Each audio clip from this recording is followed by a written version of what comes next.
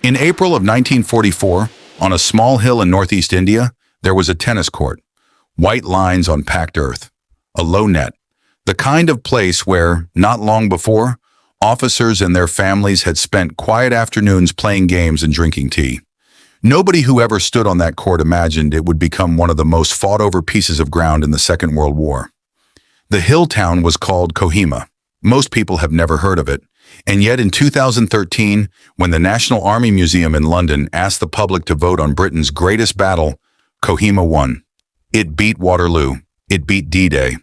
A battle almost nobody could place on a map had outranked the most famous days of the entire war.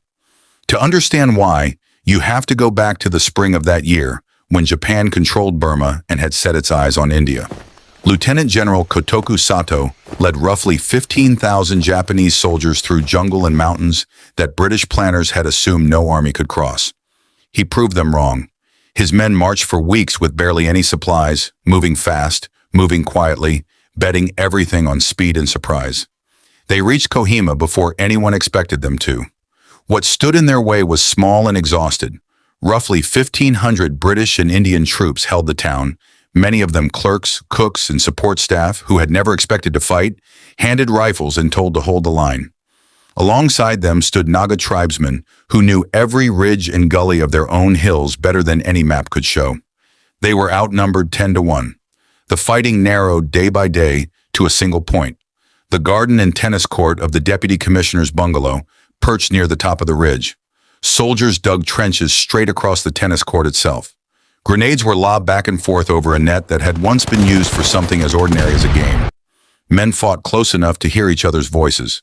Close enough, as one soldier later described it, to pass a cup of tea across enemy lines if either side had been willing. Historian Robert Lyman, who has written some of the most detailed accounts of the Burma campaign, called it among the most savage close-quarters fighting of the entire war. For 2 weeks the garrison held. Their water ran out. Ammunition ran low.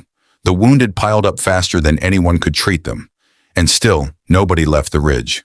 Reinforcements finally broke through in mid-April. But that was not the end.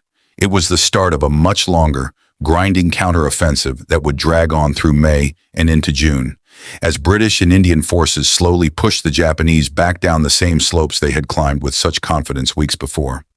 By the time the retreat began, Sato's army was starving.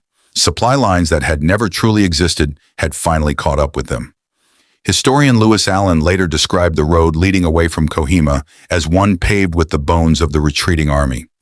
Japan's invasion of India, one of the most ambitious offensives of the entire Pacific War, collapsed on a hillside almost nobody had marked on a map 6 months earlier. There was no beach landing at Kohima. No single photograph that came to symbolize the moment. The way a flag being raised or a boat hitting the sand can define a battle in the public imagination forever.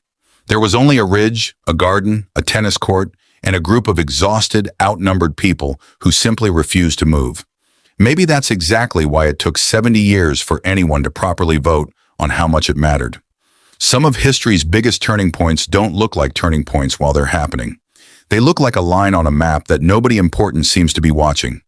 They look like people holding a position nobody else wanted, for reasons that only become obvious once the fighting is long over.